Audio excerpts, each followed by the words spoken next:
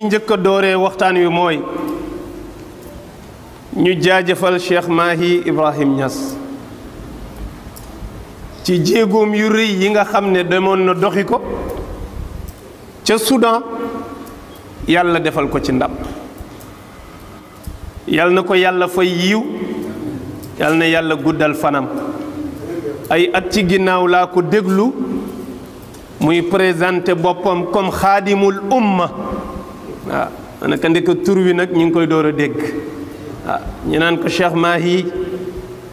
xalif général Fayda Tijani Cheikh Mahi a Cheikh al Khalifa lu ne mu ne man xaadimul umma la xaadimul umma la tur yooyu yëpp li ko ci gënal mooy mu nekk xaadimul umma le serviteur de la umma waaw naa nekk koo xam ne damay liggéeyal xeet wi rek waaw te loolooy garaat bi gën a kawe sayyidul xawm xaadimuhum yonent nee na sangu nit ñi mooy ña nangu di liggéeyal nit ñi maanaam koo xam ne la muy def du intérêt personnel am toujours rek ma ngay def lu mën a jëriñ ñépp waaw yàlla dimbali ko ci nag mu am ca ndam ndax guerru Soudan bi nag ñi ci jéem bare nañ de Union africaine Union européenne Nations Unies ku ñu xalaat ne ci àddina mën nga ci dox jàmm rek wax nañ la ko musiciens yi sax woy nañ ko musiciens yi sax jéem nañ leen a convaincre pour ñu woy guerru Darfour boobu ngir rek indi jàmm dara sottiwu ci ñépp jéem ba tële moom yàlla dimbali ko tey teg nañu ngànnaay ya dindi nañu couvre-feu ba ci koo xam ne bi ngay dem yóbbuwoo ay milliards yóbbuwoo arme yóbbuwoo dara dem rek woo leen ci yàlla ak jàmm te mu leer ñi muy woo ne leen kii di leen woo amul ci yéen benn intérêt mais loolu tubaab yi dañ ci war a jàngee ñoom li tax ñu dox ko mu échec c'est parce que fu ñu dugg seen intérêt leen fa yóbbu tubaab yi fu ñu dem di àtte ji xeex balañ faa jógee lu fa ne ci ressource dañ koy jël te bala ñoo ñëw dañuy signé que ne nii ak nii ak nii lay demee ressource ya fa nekk dëkk bu amul ressource moom booy xeex kenn du la àtte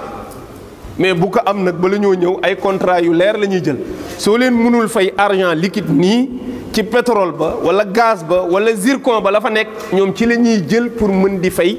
frais ya ñu fay def mais kooku du jàpp ni kii daf may dimbali pour sama intérêt day dem ba xam ni kii sama guerre bii may def arrangé na ko léegi nag moom it bu toog ak yow di wax ay intérêt rek lay défendre mais Cheikh Mahi yóbbuwul benn intérêt xam nañ ni kii ñëw fi moom am na jàmm te lii mu nuy doxal uti ci dara yàlla defal ko ci ndam mu wax ak nguur ga ñu déggal ko nangu dindi couvre-feu wax ak ñi nga xam ne ñoo newoon ci àll ba téye seeni arme ne du ñu bàyyi xeex bi mukk tant que joxuñu leen seen gëdd mu wax ak ñoom ba ñëpp teg arme yi waaw ci lu difficile nag loo xam ne yombul woon wax dëgg yàlla du benn waxtu du ñaari waxtu waaw mais koo xam ne mënoo ko dégg loolu ndam lu rëy rëy la ñu ngi koy ñaanal yàlla mu guddal fanam te am ci yeneeni jéego donte nag toolu baayam la dem bayi woon ndax fekkoon na Cheikh Ibrahim Niass jaar na àll boobu yëpp tasaare fa lislaam loolooy sababu sax tey mu mën faa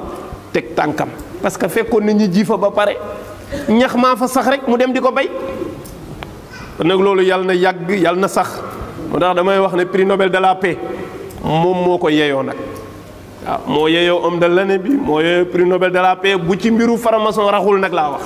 damay gis ñu koy joxe rek ci àddina bi te ñin koy jox dañuy wax ne souvent dañuy def ay mission yu am solo ci àddina ñu di leen ko ndokkalee pour wañ àddina ne leen kii dox na mission bu rëy ma ne loolu bu dee loolu dong la yelloo na ko moom waaw yelloo na sax lu ëpp loolu yelloo woon na avion spécial malheureusement gis nga bi muy wàññee ko jafe-jafe yi mu am jour bi ñu ko waroon gàttandu dafa tardé jeudi ba ñëwul ndax ay xeex yu ñàkk fayda gis ngeen na boycott yi xew fii ci Mali ñu tëj ko dara du fa jógee di génn dara du ñëw ba ñu tardeel avion am une journée bi mu ñëwee bokk na ci li mu naqarlu waaw